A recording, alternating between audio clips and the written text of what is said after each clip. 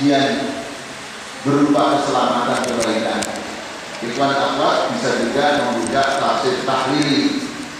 Makanya ulama tafsir mengatakan tafsir tahlili itu jika gagal atau modal dalam memahami seluruh tafsir, termasuk tafsir maudhu'i, maka ikhwan akhwat bisa membuka tentang tafsir apa makna dari kayak.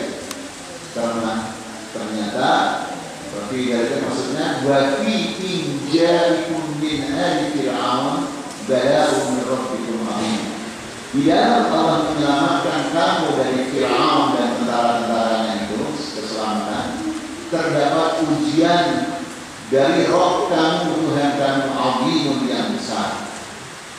Yang saya tahu dalam kehidupan ini, tidak sedikit ikhwan dan akhwat manusia di dunia yang lulus diuji dengan kemiskinan, tidak diuji, tidak lulus dalam menghadapi kekayaan, itu sudah sedikit. Yang kedua, amfilatun ala fitnah. Ya. Nanti berbicara contoh-contoh ujian. Contoh-contoh ujian. Contoh-contoh ujian, karena ini berbicara tentang ujian, ya, agar supaya ungkapan Al-Quran tidak sekedar wacana, maka harus ada contoh, ada bukti. Ternyata ya ikhwan dari akhwat, contohnya banyak, orang terdahulu atau orang sekarang. Makanya dalam ayat ketiga itu bunyinya walaqad fatanna alladziina min qablihim. Fatana itu dari kata fatana bidaha an-nar dahada. Kata fatana atau fitnah itu dari ungkapan fatana an-nar ad-dah. Jadi nar atau api, ya, menguji emas. Jadi tambang emas itu ketika orang mendapatkannya tidak langsung blek, ya, mendapatkan emas secara murni. Untuk mengetahui keasliannya emas itu, maka perlu diuji, dibakar, mana yang asli, mana yang tidak. Ya. Ternyata bukan emas saja, madu. Untuk mengetahui madu yang asli dan madu yang tidak asli di antara seseorang itu ada yang menggunakan api. Ya. Kita hidup di Korea itu api, ketahuan itu madu yang asli, madu yang tidak asli. Kalau madu yang asli, itu manisnya benar-benar asli. Tapi kalau yang tidak asli, nah itu tidak enak.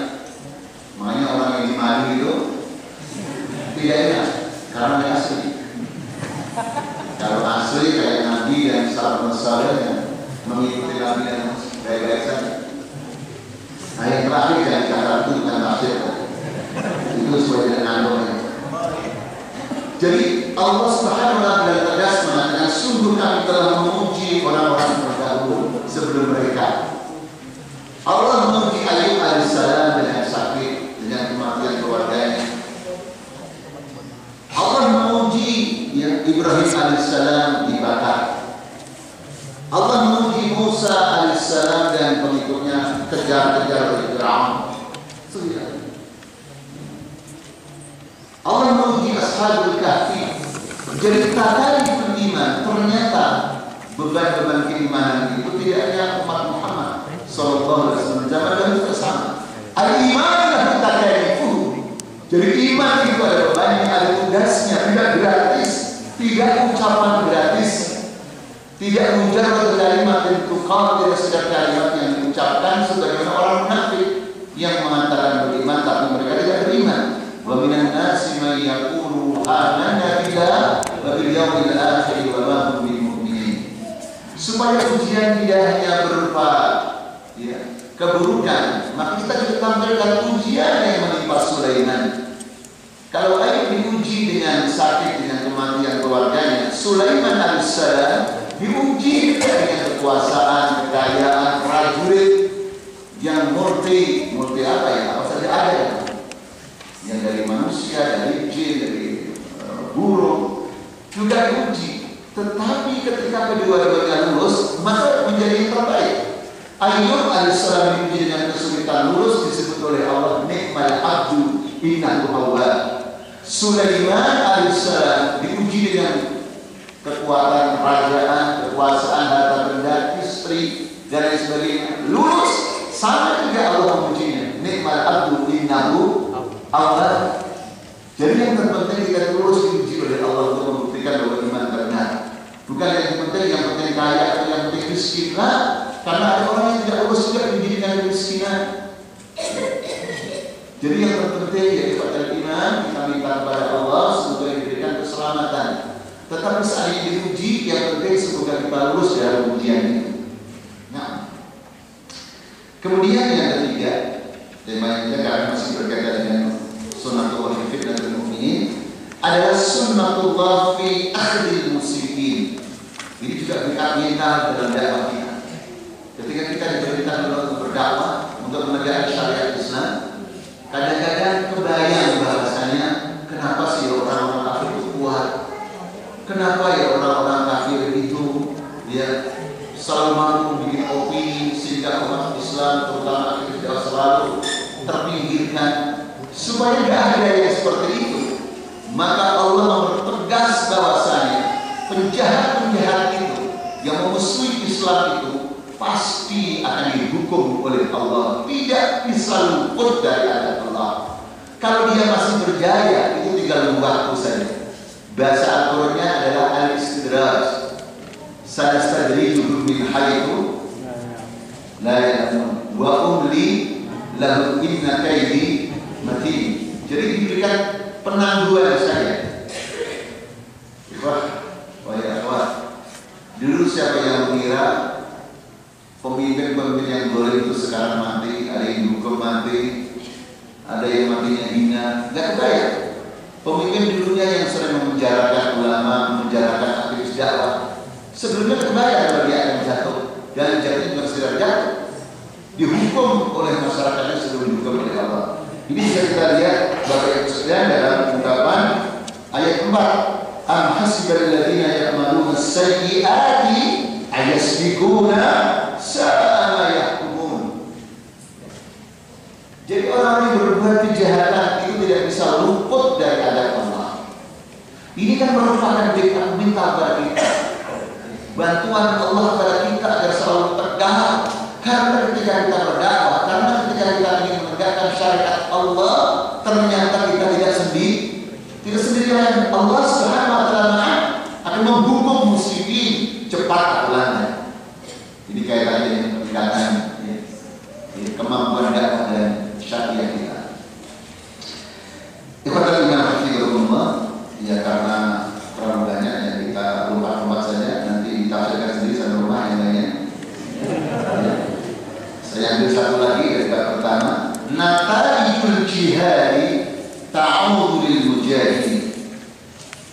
Hasil jihad itu kembali kepada mujahid itu sendiri. Jadi ketika kita berjihad, ya ikhwan dan akhwat, pada dasar bukan untuk Allah, bukan untuk kepentingan Allah maksudnya, bukan karena Allah, bukan untuk kepentingan Allah. Karena seandainya seluruh umat manusia tidak berjihad pun tidak akan mengurangi kekuasaan Allah. Sebaliknya ketika seluruh umat manusia berjihad semuanya juga tidak menambah kekuasaan Allah, sama dengan masalah iman dan kufur. Seandainya seluruh manusia kufur semua, tidak ada sedikit pun mengurangi kekuasaan Allah. Sama seandainya semua orang itu beriman pada Allah, tidak menambah sedikit pun kekuasaan Allah, karena Allah itu ghaniyun 'anil 'alamin.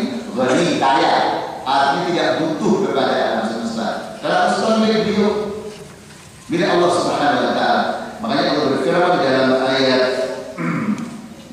karena itu Bapak Ibu sekalian, wa man jahada fa innama yujahidu lil akhirin wa nafsihi. Untuk diri sendiri. Barang siapa yang berjihad, maka pada dasarnya sesungguhnya dia jihadnya untuk kebaikan diri sendiri. Bapak Ibu sekalian, jadi kalau lam itu biasanya ulama nahu mengatakan kebaikan. Kalau ala itu keburukan. Makanya kalau ada hujan, ada angin, kita mintanya agar angin itu baik, lam. Kalau angin itu buruk, ala. Jadi kalau Al-Quran itu untuk kebaikan kita, lana. Allah menjadikan Al-Quran hujjatan lana, la alaina, la alaina. Gitu. Makanya bisa pakai ini. Jadi ketika ikhwan dan akhwat kita semua berjihad pada dasarnya untuk kebaikan kita sendiri, ini kan sudah besarnya. Ya. Ini kan luar biasa dalam rangka meningkatkan kemampuan dalam masyarakat kita. Dan jihad dalam ayat ini umum, tidak hanya dibatasi perang, karena surat Al-Ankabut ini adalah surat apa itu? Makkiyah. Ini penting kita tahu Makkiyah padanya. Tidak bisa kita artikan perang, karena perang wajib itu hanya ketika sudah di Madinah. Tetapi walaupun sebelum perang tetap dibutuhkan jihad dan mujahadah. Karena untuk menghadapi Abu Jahal CS itu tidak mungkin ya, seseorang bisa bertahan kalau dia tidak bersemangat jihad. Kita tahu di Mekah sudah ada sahabat yang dibunuh seperti Sumayyah radhiyallahu anha. Ada sebagian kaum muslimin yang murtad ketika hijrah ke Habasah. Jadi kalau tidak bersemangat, tidak berjihad, ya, maka na'udzubillah Anda tidak bisa menjaga keimanan. Nah, dalam konteks kekinian, Bapak Ibu sekalian, ayat yang berbunyi, "Wa man jahada fa inna ma yujahidu li nafsihi." Ini mari kita perlu secara mendalam. Saya bertanya Bapak Ibu sekalian, dalam dunia dakwah, tarbiyah dan jihad, bahkan hatta pengajian biasa di Bidung Saleh, ada nggak Bapak Ibu orang kecewa karena kecewa nggak mengaji lagi, nggak mau tarbiyah lagi? Ibu-ibu biasanya kecewa sama ustaz tertentu ketika apa biasanya?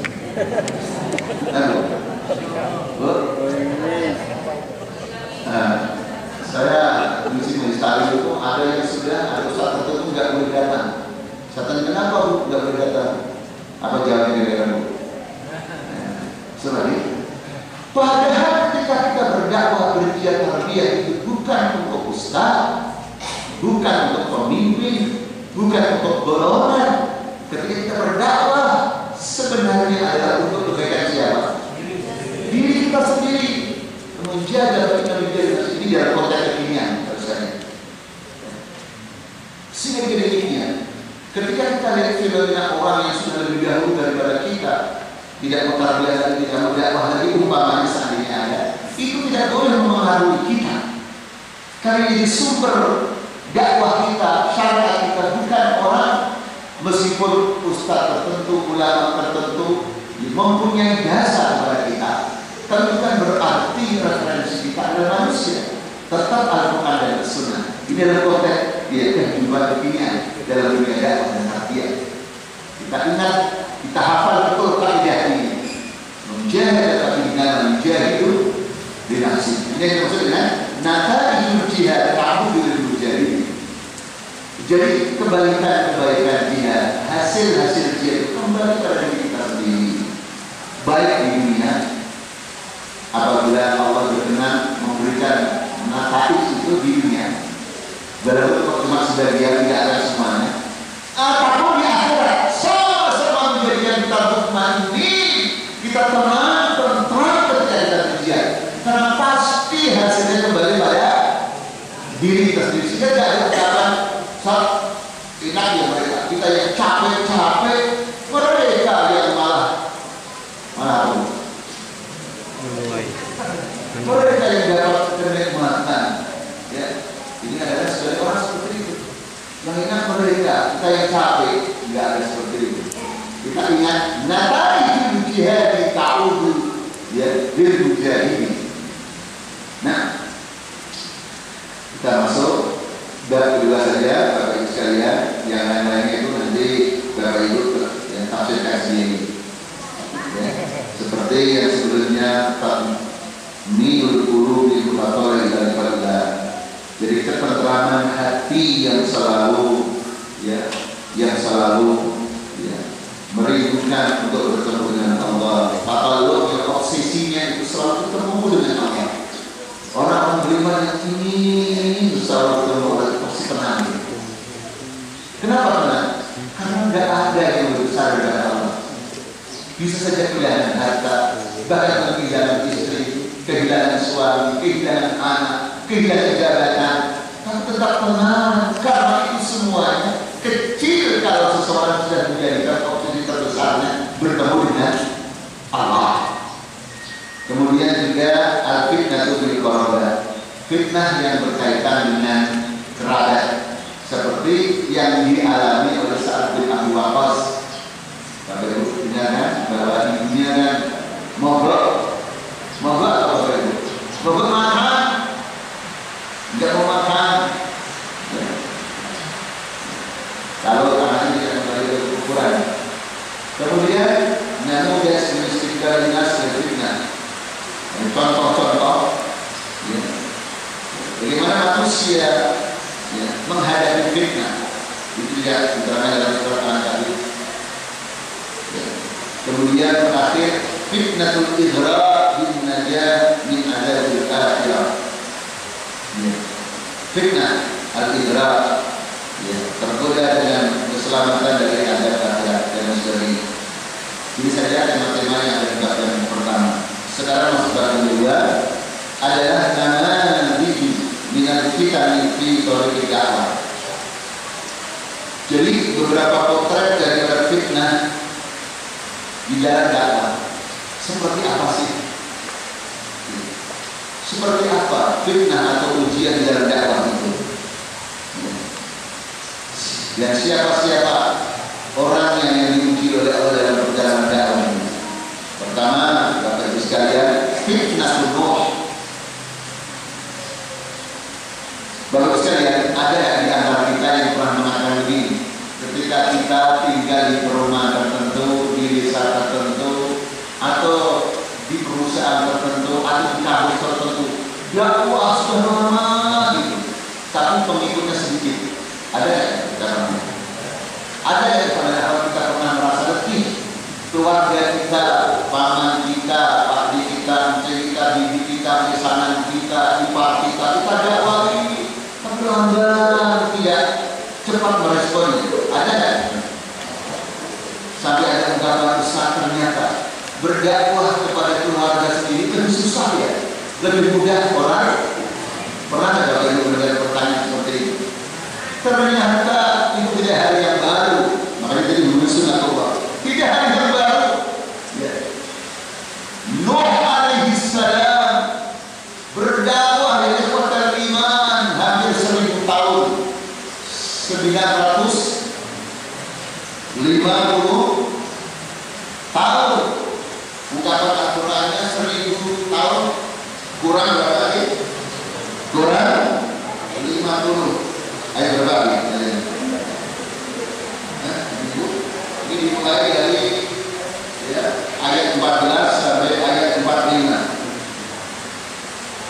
14 ya judulnya kan. Wa laqad arsalna Nuhan ila qaumihi falabitha fihim alf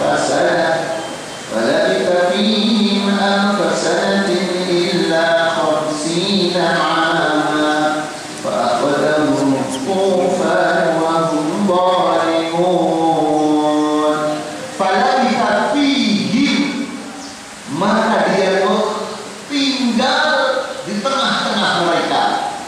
Kalau kita berdakwah kan setelah dakwah pulang, itu bahasa Al-Quran yang menggambarkan Nuh alaihissalam ketika berdakwah itu betul-betul ditongkrongi kaumnya itu.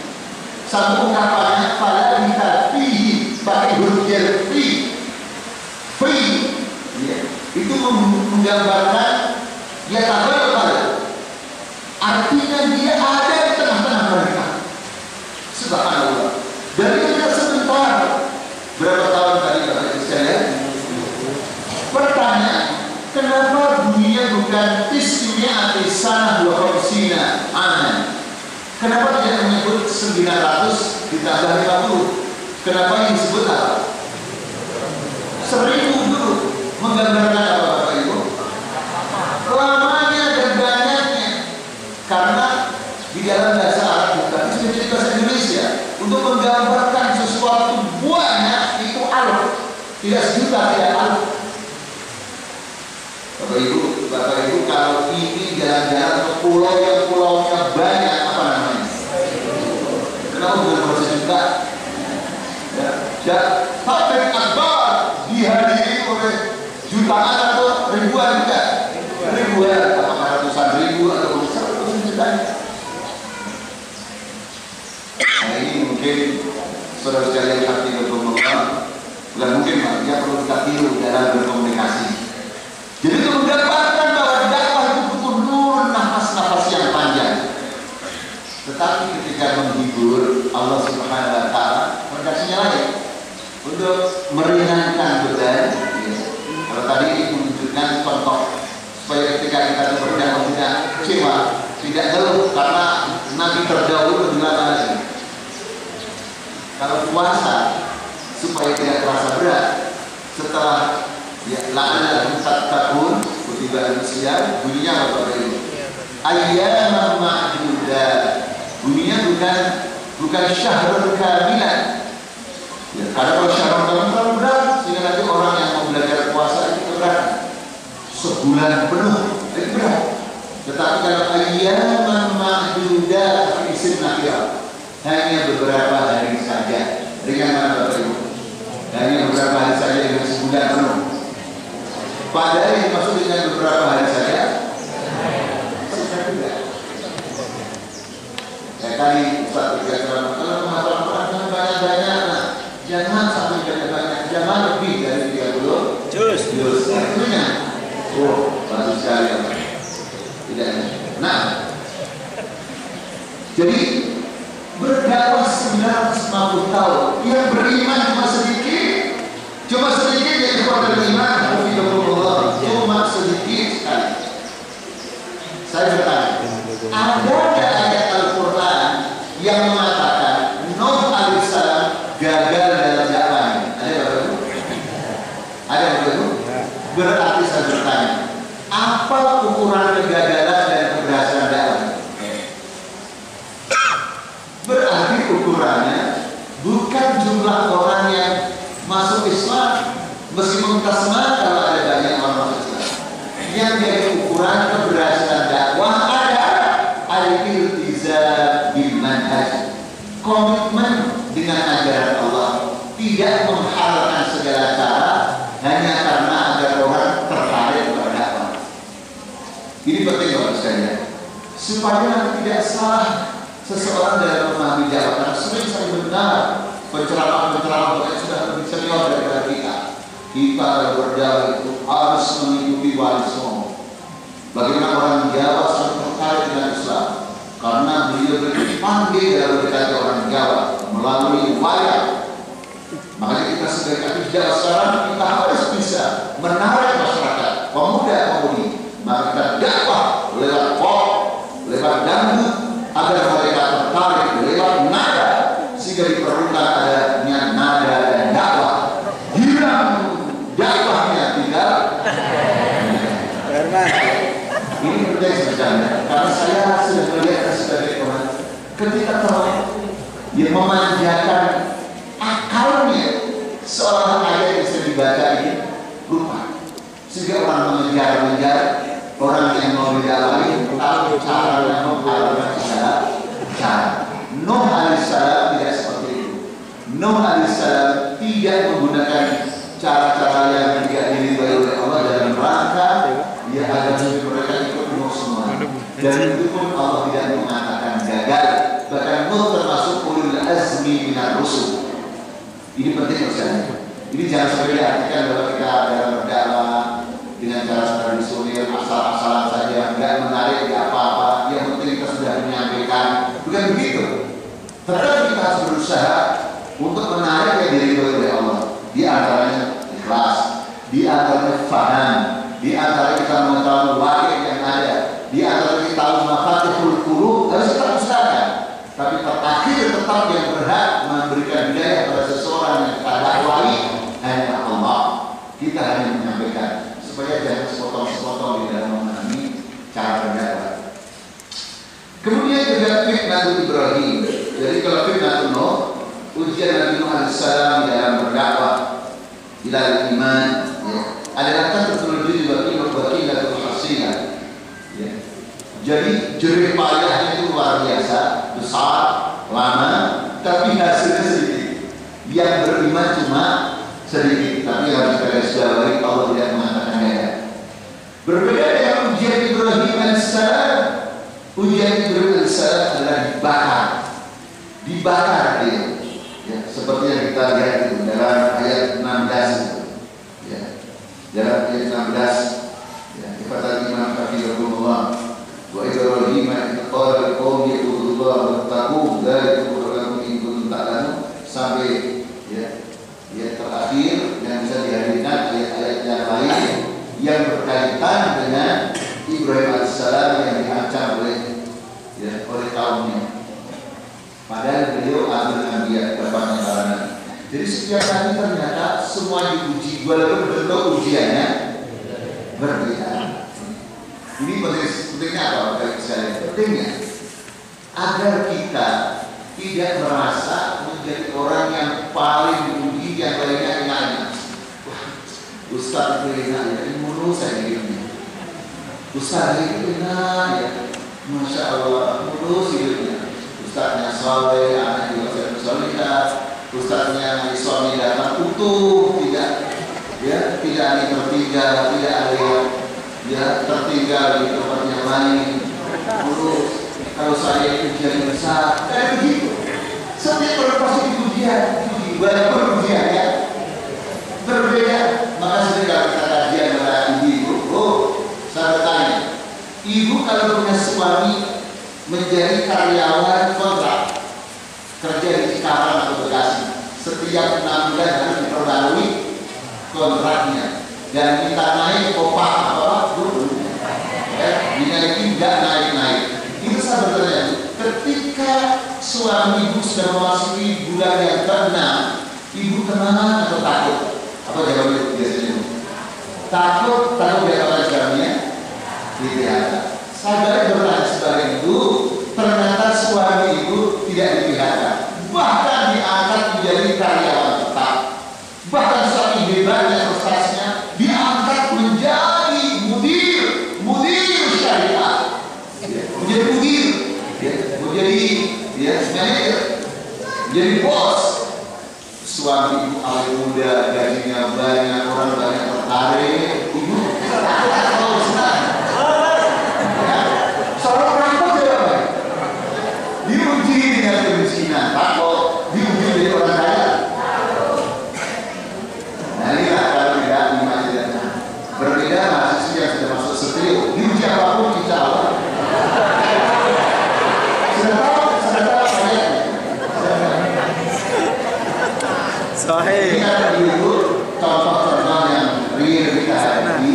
Sehingga dalam berdakwah itu tidak bisa orang mengatakan dakwah kita mengawal orang, tidak membumi. Quran pasti membumi, tapi turunkan bumi baru mendalam. Kemudian di kota dengan hafizahullah kita ubah saja, ya, fitnatul lut, maksudnya ujian yang menimpa Nabi Lut, di mana umatnya na'udzubillah min dzalik mengalami asyudud al-jinsi. Asyudud al-jinsi, kelainan seksual. Syak.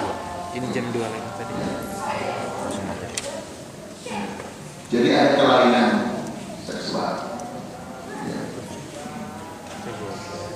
Fitrahnya itu kan laki-laki kawin dengan perempuan, senang dengan perempuan. Kalau tidak itu apa boleh? Laki-laki senang laki-laki. Sekarang saya bertanya, di zaman Nabi Nuh, Nabi Musa, Nabi Ibrahim, Nabi Lut, yang ujian macam-macam. Nabi Musa ada sihir, Nabi Isa juga demikian. Kemudian Nabi Lut ada seperti ini, kelainan, seks. Sekarang mari kita bertanya pada diri kita sendiri. Kita hidup di bumi Allah di Indonesia. Kira-kira cobaan yang menimpa kaum Nabi siapa yang belum ada di Indonesia?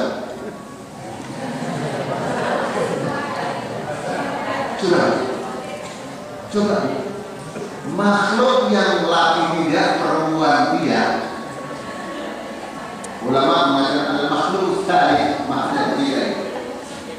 itu hampir di setiap lampu merah ada. Sekarang pertanyaan, ayat ulama, ayat dua di Allah saya jarang mendengarkan. Sahabat di antara mereka takut diancam oleh makhluk yang aneh. Kalau sering mendengar berita, kalau sudah cemburu dengan pasangannya, tidak sekedar dibunuh, tapi setelah dibunuh, sehingga saya jarang mendengar ceramah-ceramah itu. Padahal itu menghadirkan azab Allah karena merubah fitrahnya. Dan itu bukan di lampu merah saja, di TV. Aslinya laki-laki, ya dibencong-bencongkan. Dan tidak ada yang protes, Bapak sekalian hafizahullah. Kita tahu Bapak sekalian, ujian yang menimpa Lut alaihissalam berupa kaumnya yang seperti itu. Setelah kaumnya seperti itu dinasihati, Lut alaihissalam tidak mau tobat, Allah membiarkan atau Allah mengatakan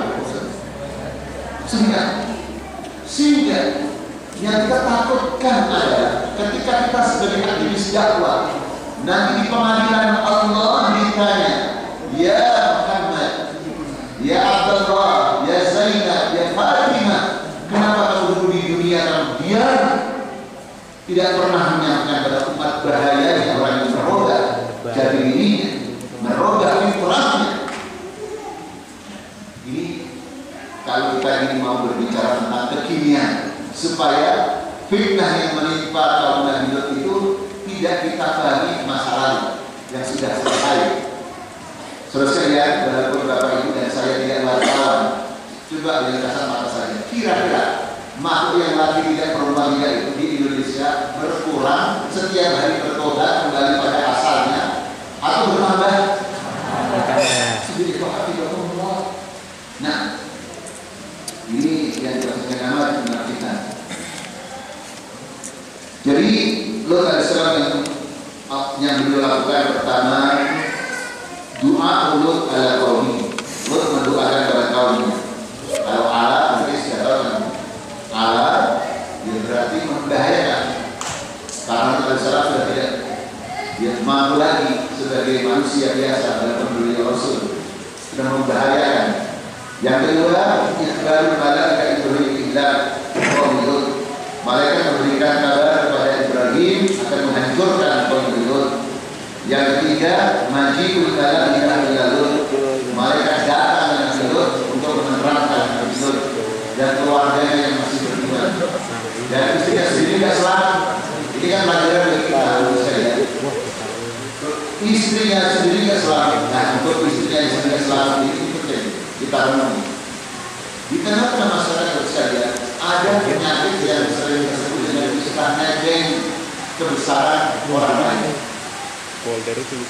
Suami bangga karena punya istri aktif dakwah, ustazah, muharrika, murabbiyah, tapi dia sendiri semangat, hanya bangga, Habib luar biasa istri saya ini. Setiap hari dakwah di mana saja.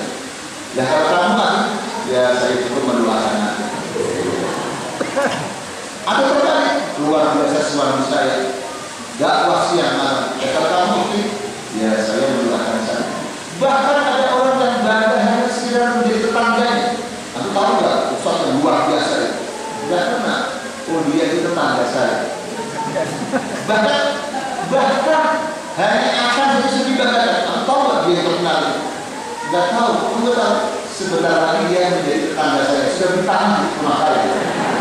Jadi tidak sedikit orang yang ngandel hanya kenal dengan fulan-fulan, tapi dia sendiri tidak tarbiyah. Dia sendiri tidak berharga. Ini terjadi bagi Islam dalam dunia dakwah. Ya. Jadi kepuasan dia hanya sekedar dia kenal orang-orang besar, tapi dia sendiri tidak merindukan menjadi orang besar menurut Allah dan Rasul. Nah, saudara sekalian, dalam ujian-ujian yang kita berdahulu, ternyata tidak sedikit orang dekat dengan orang besar yang tidak selamat. Anaknya Nabi Nuh, istrinya Nabi Nuh, istrinya Lut, pamannya Rasulullah SAW, bapaknya Ibrahim alaihissalam, saudara misalnya Musa alaihissalam, Harun, Ini pelajaran yang sangat berharga bagi kita dan rumah tangga. Jangan sampai ini udah namanya juga anak kita, masa kemana sih nanti gini juga jauh tarbiyah. Lama-lama juga nanti berharga. Kita juga dulunya nggak begitu loh.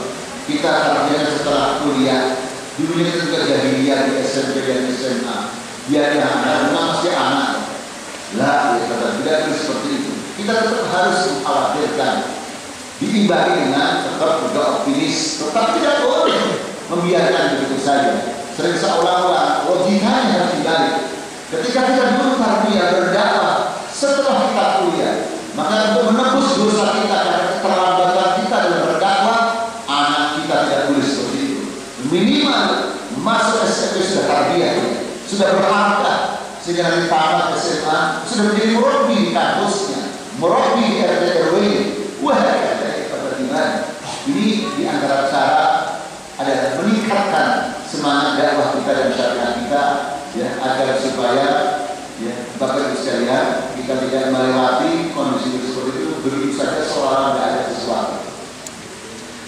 Kita langsung ke talis, ya, ke berketiga yang namanya tolong ditafsirkan sendiri saja.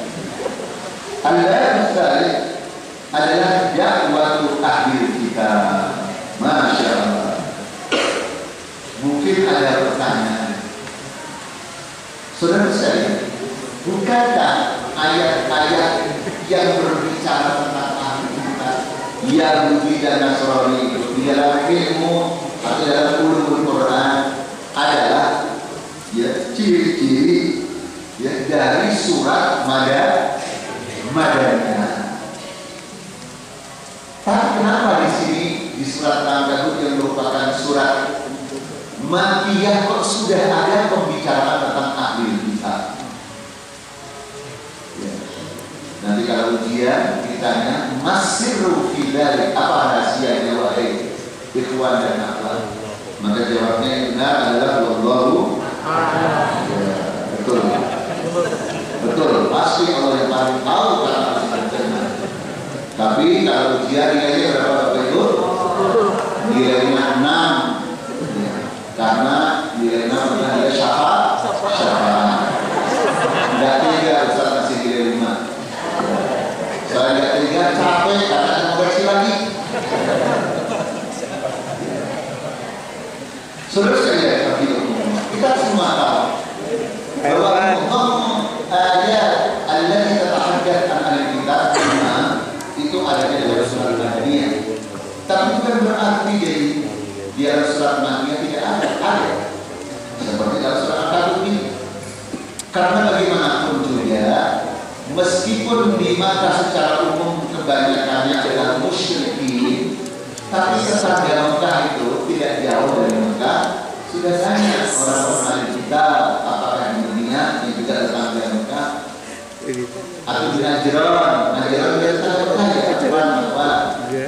ya Najran, ada orang Kristen yang ada Katolik dari Najran, ya sama-sama tidak terlalu jauh karena Najran itu selatan sedikit sana. Jadi Najran itu tidak terlalu jauh menurut saya. Bukti dari pulang ke Soekarno Hatta, turun pesawat naik turun di Jeddah ke selatan dikit ke Najran. Ya, itu adalah Nasara. Dan zaman dulu orang-orang Quraisy juga sudah melakukan perjalanan kemana? Liira di Quraisy, liira di Rihlatas Syita'i Wassaif, melakukan perjalanan kecil, perjalanan ringan.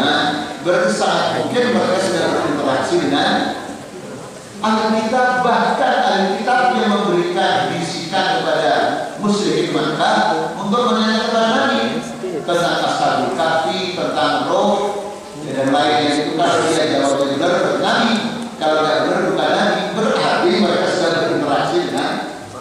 Nah, makanya sekarang ini tidak jauh kalau disebutkan di dalam surat Al-Ankabut. Nah, yang menarik bahwa menurut saya, sampai berdakwah dengan ahli kitab pun sudah diberikan ilmunya oleh Allah di saat di Makkah, supaya nanti ketika sampai ke Madinah sudah punya bahan. Jangan sampai begini baru sudah. Sama ada tentang perang. Perang belum ada di Mekah. Adanya di Madinah, tapi ada tentang perang sudah ada di Mekah. Coba lihat dalam surat ya, Al-Muzammil itu ayat terakhir. Wa akharuna yuqatiluna fi sabilillahi faqrabu ma tayassara min. Dan yang lainnya berperang di jalan Allah. Maka baca apa yang sudah di Al-Qur'an ini. Tujuannya agar tidak kaget ketika sambil bertindak. Karena sudah diketahui sebelumnya. Itu ada. Jadi ini juga penting dari kita, termasuk dalam berumah tangga. Walaupun anak-anak kita belum berumah tangga, tapi ayat-ayat tentang rumah tangga itu harus tahu. Jangan setelah kawin baru belajar fikih, sehingga tidak tahu saat saya sudah dihar sama istri saya pasti boleh kumpul atau tidak. SMS di semua contoh dari Ustaz, SMS masuk. Ustaz, suami saya sudah menceraikan 3 kali, tapi dia pernah tidur sama saya, boleh atau tidak? Itu satu bukti bahwasanya dulunya sebelum kawin belum belajar fikih. Setelah kawin baru itu kan muskilah. Tidak boleh seperti itu. Harus dipelajari semuanya baru kawin. Jadi di saat kita masih menderita seperti ini belum kawin, kita harus tahu urusan-urusan keluarga, urusan jihad, urusan dakwah, sehingga ketika nanti sudah terjadi masalah sudah ada ilmunya. Maka di sini diterangkan oleh Allah ya tentang dakwah ahli kita. Kayak bagaimana caranya mendakwai ahli kita. Pertama tentang usul dakwah ahli kita. Jadi strategi kita, cara kita mendakwai ahli kita di Yahudi Nasrani dimulai dari ayat 46 sampai ayat terakhir.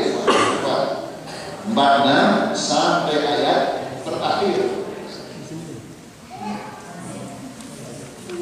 46 ya sampai ayat terakhir. Katanya yang 46 ini salah saya salah mengurus. Oh ya saya ya benar betul. Qurannya saya yang salah apa, mushafnya saya dia. 46 ayat wala tujadilu ahlal kitab illa billati hiya ahsan. Jadi janganlah kamu berdebat dengan ahli kitab kecuali dengan cara yang lebih baik. Ini logika yang sederhana. Kenapa begitu dengan ahli kitab ada cara khusus? Jangan berdebat. Gimana apa saya bertanya? Berdebat dengan orang yang lebih duluan tahu, walaupun dia salah. Itu dia mau menerima atau tidak mau menerima? Susah. Akhwat, ikhwan, kamu kok guruin saya. Kamu kan modal dakwah kamu kan pakai terjemahan. Saya baca kitab kuning sejak kecil. Sejak kamu dulu kenal penyakit kuning itu, saya sudah baca kitab kuning. Kamu guruin saya, ceramahin saya. Saya tahu kamu itu tidak bisa baca kitab kuning. Coba baca la ilaha illallah. Kenapa dibaca ilaha? Kenapa tidak la ilahu la ilahi? Coba kalau kamu itu betul-betul tahu, nah, kok mendakwai saya. Apa i'rabnya ilaha? Kenapa tidak la ilahu la ilaha la ilahi? Nah, enggak tahu kan kamu kan? Bingung. Tetapi akhirnya tidak cerdas karena jadi tabiat. Nah, tapi saya tidak tahu. Karena kalau ukurannya itu nahwu kata bahasa Arab, itu Pak Ustaz Abu Jahal lebih hebat daripada saya. Abu Jahal lebih hebat daripada Abu Jahal dengan dosen di Setiu lebih hebat kan? Abu Jahal marah. Sebelumnya lahirnya Ibu Balawan aku sudah tahu juga ya. Ini jawabnya orang tidak tahu aku begitu kan? Tidak kalah. Kita kasih senjata ya. Ketika kalau ada orang seperti itu. Kenapa? Karena rasa lebih tahu duluan tentang Islam. Sementara sebagai aktivis dakwah baru mengenal Islam ketika di kampus itu pun juga belajarnya cuma sebentar. Makanya kalau kita berdakwah dengan orang yang punya ilmu duluan harus hati-hati. Jangan menggurui. Kalau seandainya harus berdebat, harus itu billati dia ahsan. Contoh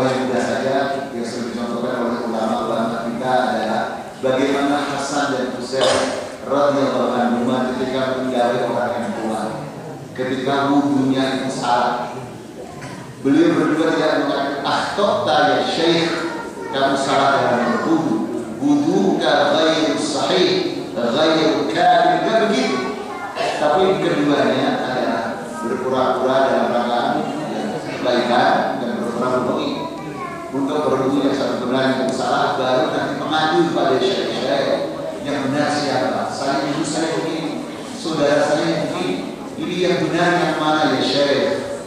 Saya cerdas, masya Allah, pinter kan? Saya dengan yang salah, saya salah. Itu saya zaman dulu, kita mau sekarang. Sudah. Kenapa? Susah kan dulu orang tua kita, kiai kita, ya, mertua kita, ustaz kita.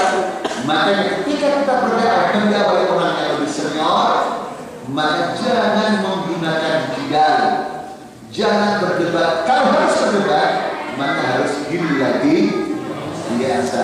Ini kalau ikhwan menilai pada surat An-Nahl, ya sama begitu kan. Ketika dakwah bil hikmah nggak ada hasanah. Ketika dengan mau'izah harus hasanah. Ketika berjidal tidak cukup hasan, tapi harus dilatih dia hasan. Ud'u ila sabili rabbika bil hikmati wal mau'izati hasanah wajadilhum billati hiya ahsan. Kenapa bil hikmah tidak ada hasanahnya?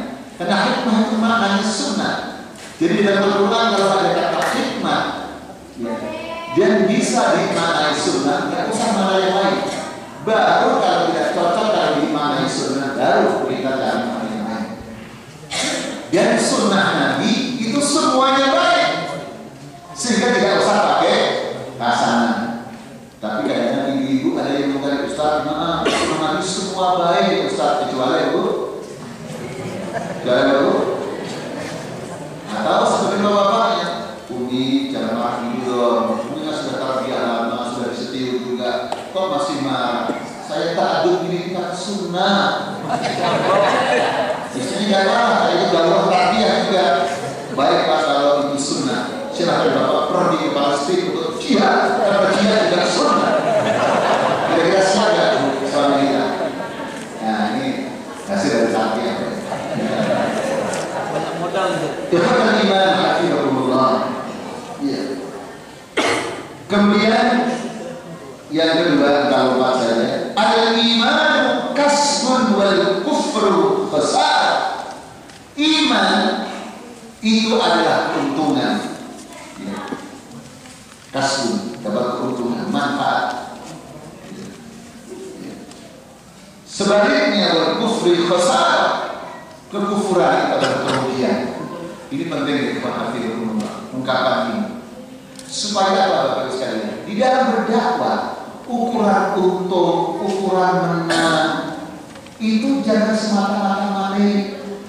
Sebesar apapun materi yang kita terima, apakah itu dana, atau itu kabinet, atau itu kursi dewan, apapun namanya. Kalau itu mengorbankan keimanan, itu khasarah, kekufuran. Walaupun orang itu dengan murtad, dengan kufur dapat kekuasaan, dapat pendukung, dapat kebenaran, diakui oleh musuh-musuh Islam bahwa moderat dia sekarang tidak radikal, tetap itu adalah khasarah. Ini penting Bapak sekalian, supaya kita tidak mempunyai paradigma, punya niat yang salah di dalam mendefinisikan ya, kemenangan dan kekalahan, keuntungan dan kerugian secara kasat mata. Dalam ilmu ekonomi sekuler, ketika Suhaib Ar-Rumi meninggalkan Mekah dan bisnisnya, untungnya ditinggalkan semuanya, pergi ke Madinah untuk ikut Rasul dan orang beriman. Logika orang bisnis rugi atau untung Bapak Ibu? Rugi, tapi Nabi mengatakan Robiha Suhaib, Robiha Suhaib. Ini penting. Kenapa? Kalau bukan ikhwan dan akhwat yang menyuarakan, siapa lagi? Karena ungkapan ini ketika disampaikan di tengah-tengah kehidupan orang yang sudah pragmatis, ya, sudah materi, orang-orang yang seperti mana akhwat akan disebutkan orang yang tidak realistis, terlalu apa? idealis, tidak realistis. Itu materi dakwah seperti zaman dulu tahun 80-an, sekarang tidak cocok seperti itu. Itu tidak realistis. Padahal kalau kita lihat, keimanan itu adalah kasbun dan kekufuran itu khosarah, ya. Kerugian itu adalah iman. Hafizahumullah. Makanya bapak sekalian, hafizahumullah, ya.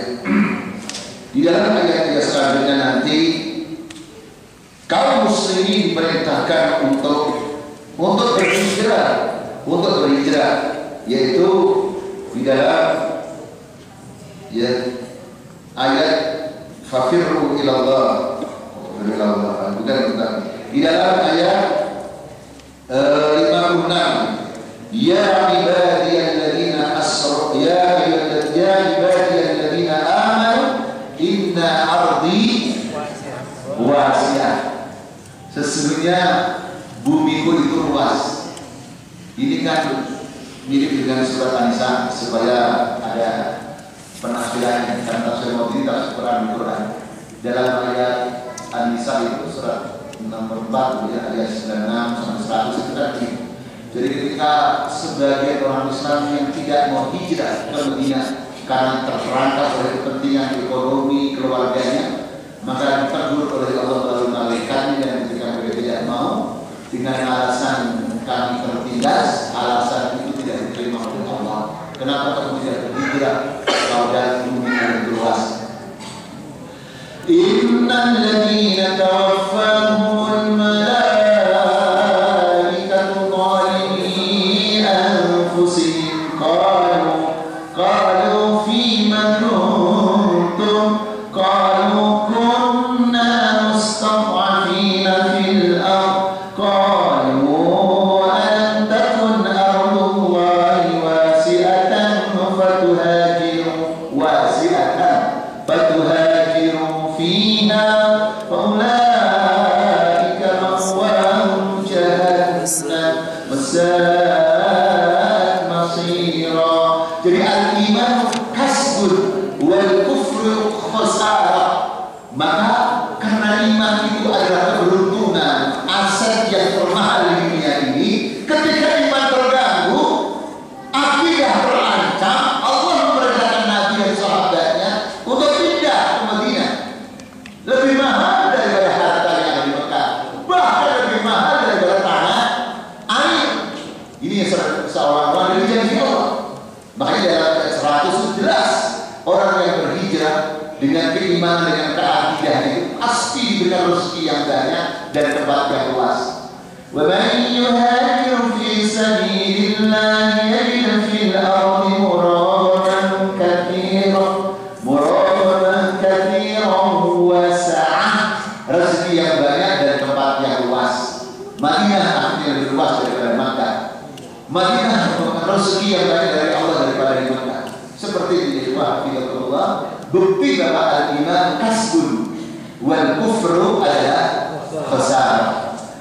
Tadi ada yang kita lewati ya, untuk hibur kita Bapak Ibu sekalian, karena seorang aktivis dakwah harus selalu hibur ya, agar tidak tenggelam ya dalam dalam ya kesedihannya karena mengalami masalah-masalah ini ya, yaitu di dalam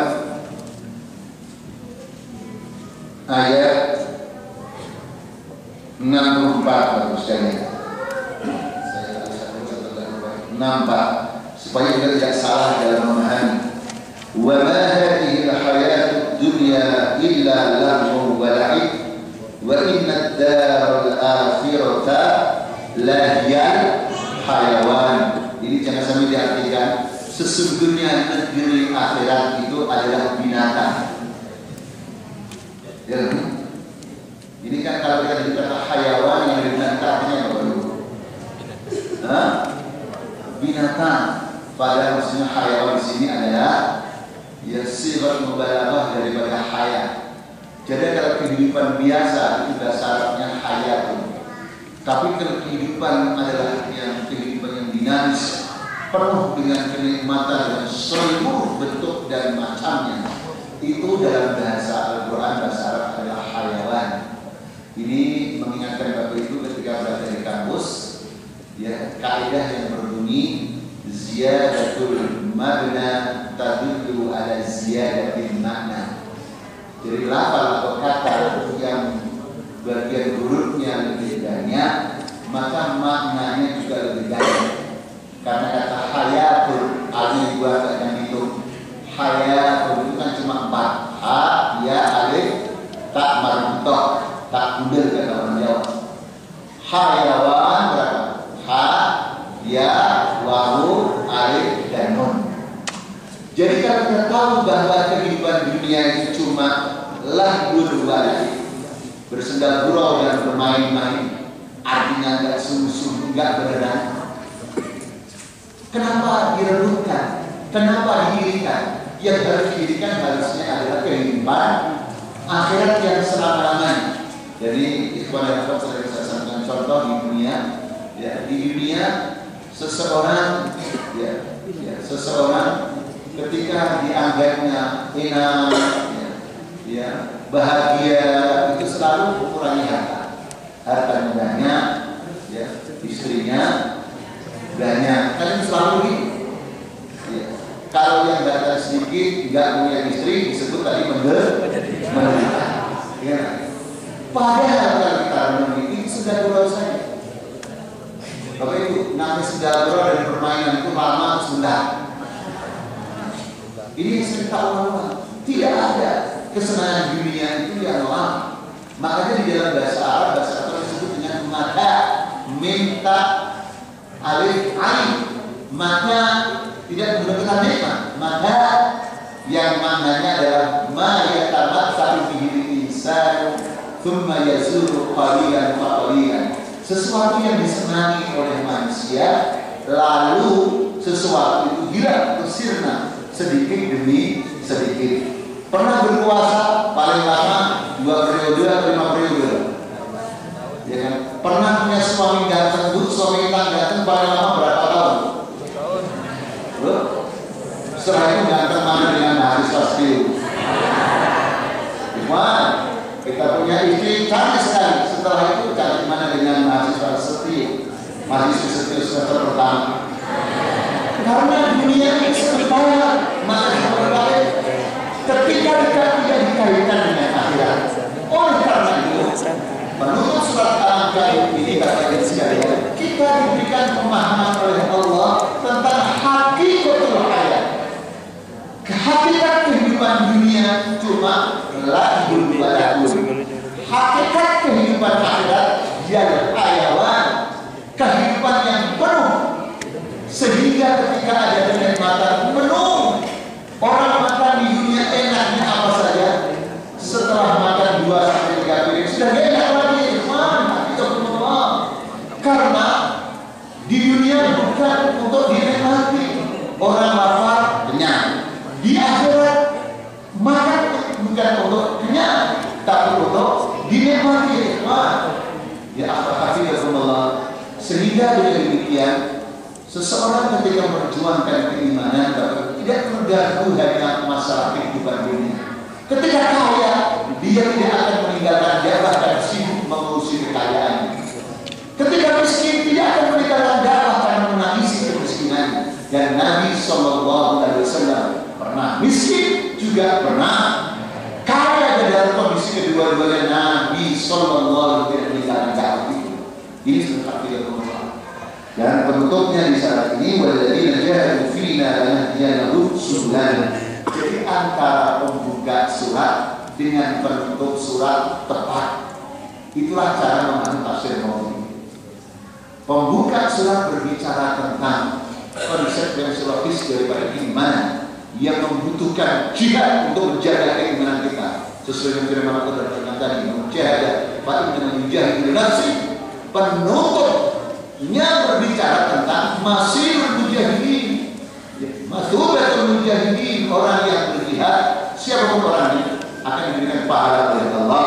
Walladzina jahadu fina lanahdiyannahum rusulana wa inna Allaha ma'al muhsinin. Inilah metodologi Bapak Ibu sekalian dalam memahami tafsir maudhu'i min khilal surah. Antara pembuka dengan penutup ada munasabah yang korelasinya, dan antara bab dengan bab yang lainnya juga ada munasabah yang korelasinya, dan antara sekian banyak bab dengan tema besarnya juga ada korelasinya. Itulah saudara sekalian di antara metodologi tafsir maudhu'i min khilal surah.